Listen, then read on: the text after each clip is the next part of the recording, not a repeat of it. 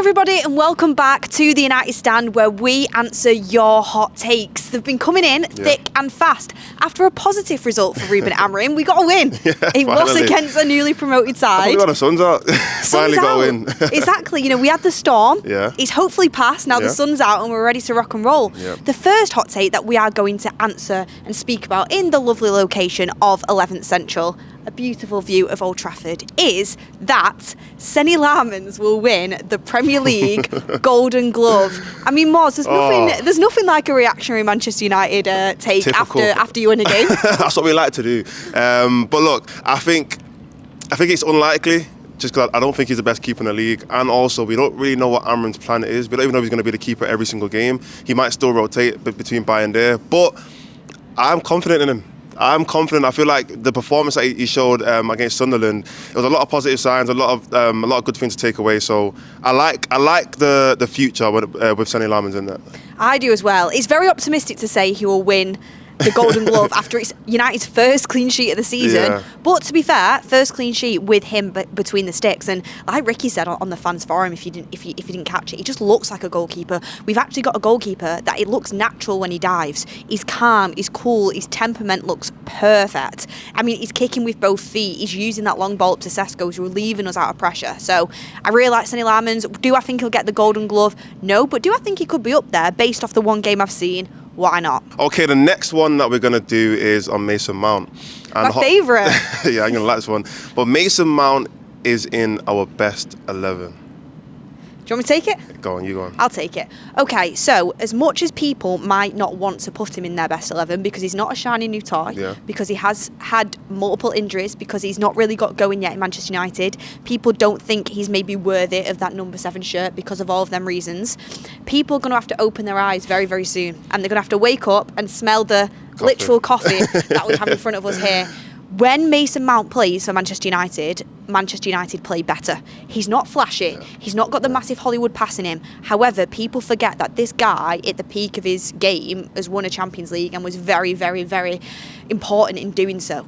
He is a very good player. His anticipation of where to be on the pitch, his positional awareness, the way he can break up the play, his technical ability, his vision, he just makes things tick. And it's not a coincidence that every time he plays for United, we look like a better team.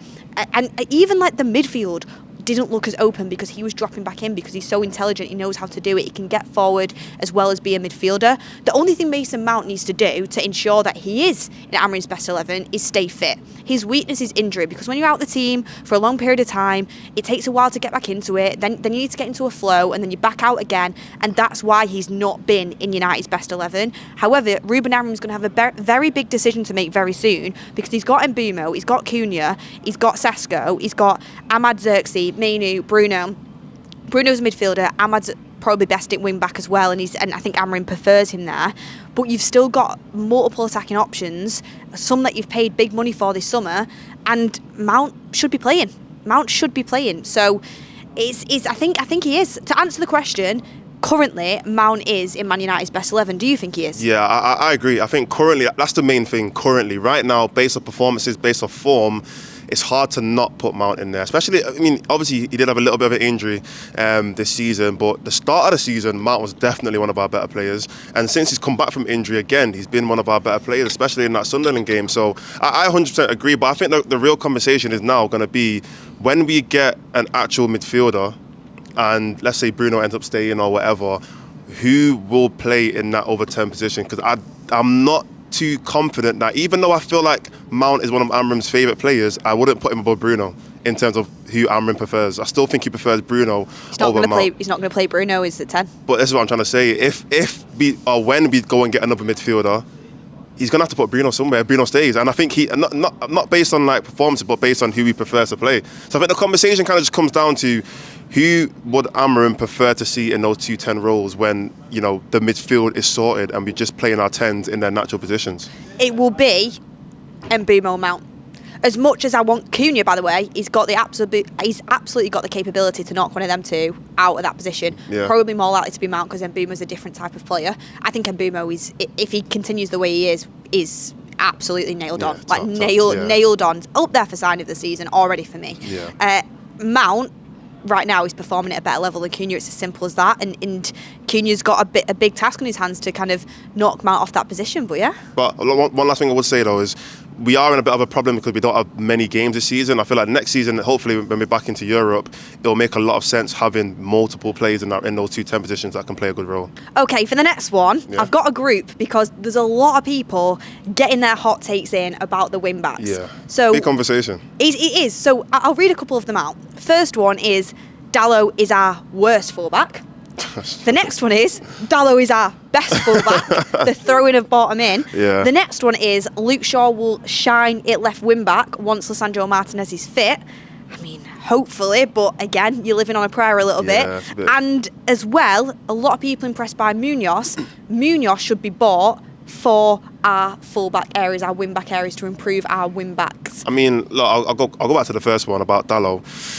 I mean, you already know my feelings on Dalot. I just don't think he's a wing back, and I feel like I don't actually think he's a terrible player. I think a lot of people are very, very harsh. Like he's terrible. He was once our player of the season not too long ago. I don't think he's a terrible player, but I think when you get put out of position and you're asked to do things that you're not good at and you end up playing poorly, naturally you just decline. And I feel like that's what's happened with Dalot to the point where now I genuinely don't see why he would start a game for us, because every time he starts, he puts in bad performances. So worse is a bit of a harsh way to put it, but I don't think he should be starting as a fullback for us. So that's Dalot out of the way.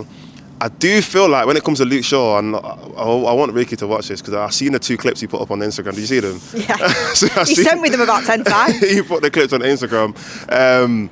Look, I think when Martinez comes in, I think he takes over. I don't know where Luke Shaw goes. I don't know if he goes to left wing back or whatever. I doubt he goes to left wing back. But I think Martinez takes over. Do you trust Martinez to stay fit? I mean, to say trust Luke Shaw to stay fit is a big conversation in itself, because we're only just seeing Luke Shaw. I don't think Luke Shaw's ever played 10 games in a row. I spoke about this just before, and I said with Lisandro Martinez, it's like having a Lamborghini but not being able to get it off the drive. Yeah. Like what's the point in having it if you can't actually use it? Drive, yeah. Like I want to be able to show it off. I want to be able to use it. I want to be able to go in, drive the speed limit and give it a bit, but I can't. So for me, I think whenever you mention Lisandro Martinez, even Luke Shaw now, as much as I love Luke Shaw, I think he's absolutely top quality. It's hard for me to get excited about the future because I just think when you've had that many injuries in your career, it's only a matter of time. I think what Manchester United need to be doing is investing into a left wing back, investing into a left-sided centre-back. I think we have to, because them two get into our best 11. When Luke Shaw and Lisandro Martinez, if they're fully fit, they're in our best 11. Luke Shaw's left wing back and Lisandro Martinez is left-sided centre-back. However, you cannot trust them to stay fit for a period of time. So United need to go and get a left-sided centre-back that's as good or if not better, and a left wing back that's as good or if not better, which will be hard to do because them two players are good, but can stay fit on a consistent basis. And that's where, the talk about Munoz, I said this like when I was watching the Palace game this weekend. It's not reactionary, I've been thinking it for a while. He's in and out my FPL team. Munoz, for me, is probably the best wing back in the league. However, if we're going to invest into a wing back, I personally would prioritise the left wing back over the right wing back. I think Ahmad and Mbeumo are building an excellent relationship, and I think Ahmad's got the capability to be a really good right wing back. Do you need depth? Yeah, but we don't even have like a top quality left wing back yet. I would be putting my eggs more in that basket. Yeah, I think what's protecting Luke Shaw a little bit is the fact that he is playing as a centre back right now, and I feel like if he was to be playing it as a wing back for going forward, that might trigger an injury quicker, because it's a lot more work rate, it's a lot more getting up and down the pitch, it's probably a lot more intense in terms of like I said, going forward, coming back, defending, attacking. There's a lot more you have to do as a wing back. I feel like the fact that he is playing as a left-sided centre back is why he's been able to stay fit for this long. And if you want to see him stay fit for the whole season, putting him as a wing back might just be probably more of a harm than a solution. Yeah, than a solution to the problem. All right, so the next one is on the striker, Benjamin Sesko. Back-to-back goals. Yeah, not a lot of strikers can do that, back-to-back goals. But the hot take is that Sesko will get 20 plus goals this season. You better be scoring hot in the FA Cup. Yeah. 20 Premier League goals on your debut season in the Premier League for a team that notoriously hasn't scored a lot of goals in the last few seasons would be absolutely insane. I'd cry. By Benjamin Sesko. We would cry. Tears of joy. Based off what I've seen so far, again, I don't want to be too reactionary. When Sesko first came through the door, I was a little bit worried because I thought, this kid's got potential, but he seems very raw. And United, aren't the greatest at nurturing young talent. We throw them straight in, we expect a lot, and sometimes that can harm a player. However, his personality and his mentality seems absolutely top, and we actually play him more to his strengths now. Them long balls up to him in that Sunderland game really helped him. He's coming and using his own intellect and getting involved deeper in the play and then making some good runs in behind. He's using his height. He's adapting to the strength of the Premier League and starting to bully centre-backs a bit more. And his little flick-ons and touches have been really, really important in some of these games. And even his, like, touching it down, chesting it down, and then swinging out and swinging it out to the Mbumos, the Amads. I mean, that is Xerxes-esque. And then, because I think that's the best part of Xerxes' game, but also his little runs and where he was to score that goal against Sunderland was anticipation of what a striker needs. So he's got the height, he's got the physicality, I think he's got the intellect, he's got the in-game intelligence, like I've just said. I think he can absolutely go out there and score a lot of goals for United this season. I don't think Xerxes is going to get that much game time just based off what I've seen from Sesko so far. So 20 goals is a stretch. I think he can get 15 though, and 15 would be a really good amount considering we're not in Europe, we're already out of the Cup. I think that would be a really good number for him to aim towards. Yeah, I predicted 15. I put it on my Instagram. I said I think he's going to get 15 goals this season. Obviously, all competitions, the Premier League, to get 15 goals in Premier League, that means you're a certified Premier League striker. Like, that's very, very good. Like, maybe people don't realise how much that is, but that is a very, very good amount of goals. So I think 15 in all comps, unless he gets like 10 plus in the Premier League, I think that's a very, very good debut season. And I think you're right. Sesko, for me, at his best, is a mixture between all the strikers that we had. He's a mixture of Højlund. Even though Højlund wasn't in the last season, he wasn't the best, but I still feel like that finishing from Højlund or a little bit of pacing behind. A little bit of pacing behind, he's got that, but then also Xerxes being able to drop in and link up play and all that kind of stuff. And also, like I said, being able to just bring the ball down from a goal kick or whatever it is, and then just keep the ball ticking. We had a big problem last season with that, where the ball would go long and it just kind of felt like we were kicking it to nobody. You know, Højlund would try and back up on his defender, but he's not strong enough. But Sesko's got that in his game, but he's also got that poacher mentality where he's in the box at the right time, and I know he's a good finisher. So I see a bright future for Sesko. We'll get in the comments. Can he get 20 goals? Let us know. Okay, so the last one is on Ruben Amorim, and the hot take is that Amorim proved the last game that his system worked. Isn't it funny how 1 week can change things? The last video, there was so many hot takes about Glasner, about Areola, about how Amorim is not going to last until Christmas, and now all of a sudden his system works because he's won against Sunderland. What I will say is it can work if Ruben Amorim himself makes tweaks and the players play to the best of their ability. I think it can work if them tweaks are made. Like we've spoken about many times, it's not necessarily the formation. However, what does still scare me and will continue to scare me, and I still think about against top teams will get found out, is the lack of midfielders. You know, having the two in Bruno and Casemiro, it's still not enough. But what Ruben Amorim did in the Sunderland game, the tweak he made, which made us more compact and made us harder to play against and gave us a good performance, is Mbeumo and Mount were dropping into the midfield. And then once we'd go on the attack, then they'd start to get up and they'd go up with Sesko, and then Amad would overload as well.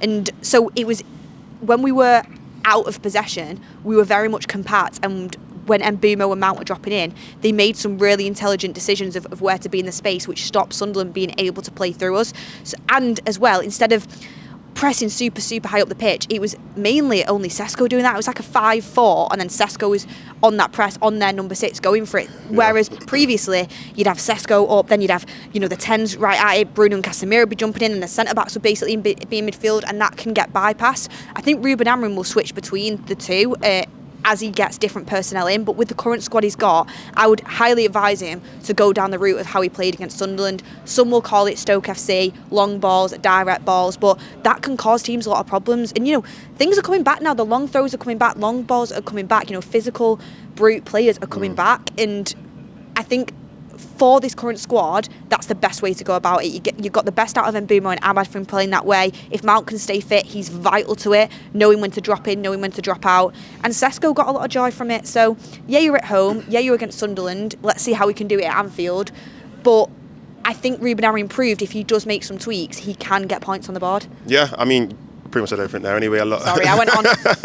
I mean, look, I'm not going to try and be like the grumpy, you know, Amorim this, but to me, when we win, I just want to be happy. I just want to be positive. Exactly. I'm not trying to, you know, I know some people still want to bash on the thing, but I'm not one of them kind of guys. But what I will say is, we did look good, and also a lot of positive to take from it. I think now it's just about, can we see this every single game? Now, we are playing Liverpool next. I don't expect us to win. I'll be honest, I don't expect us to have an amazing game, but I still want to see similar things that we saw in the Sunderland game. Let's not just completely throw away our whole game plan because it's Liverpool and we just set up completely differently, and that to me is kind of going back from what we've already learned. Let's try and actually set up in a similar way. Obviously, yeah, they are a more difficult competition, but at least show some of the same signs that we showed in Sunderland in that Liverpool game. There's no reason why we can't. Liverpool are in a bad spell right now. We played well against, you know, Arsenal, who are arguably probably the best team in the league right now. So there's no reason why we can't go to Liverpool and have a good game. So yeah, that's what I want to see, a continuous or consistent amount of games where we're playing this well. Exactly, and I tell you what, we'll come back to this hot take after another 4 Premier League games. Yeah. Like, you know, when United Strand has a haircut, then I'll sit here and I'll say, you know what, yeah, the system can work, but you know, you look at the teams that we do beat, and even though Sunderland have done well, they are a newly promoted team, and it still falls into that category. Yeah, so we've got to do it on a consistent basis. I mean, back-to-back Premier League wins would be a start. I know Anfield's next, it's going to be tricky, but go there, try and compete, and then let's get some games in a row where we're getting results and we're looking good, and then we can talk about Amorim and his system working. But look, everyone, they were your hot takes, some really juicy ones in this week, and you know, it's good to see that you can still get good hot takes when we actually have a good win and a good performance. Some positive ones in there. Senne Lammens and Sesko really impressing, and I can't wait to see what we do next time. Anfield, that could cause a crazy video. Me and Maud might be sitting here next time and it's absolutely thunder and lightning because of what's just happened, or it could be beautiful sunshine and rainbows and we go there and it's our first win since 2016. And how poetic would it be for Amorim to get back-to-back Premier League wins at Anfield of all places? You know what? If we beat Liverpool like 3-0, I'm Amorim in all day. I'm changing my mind. I don't care. I'll change my mind.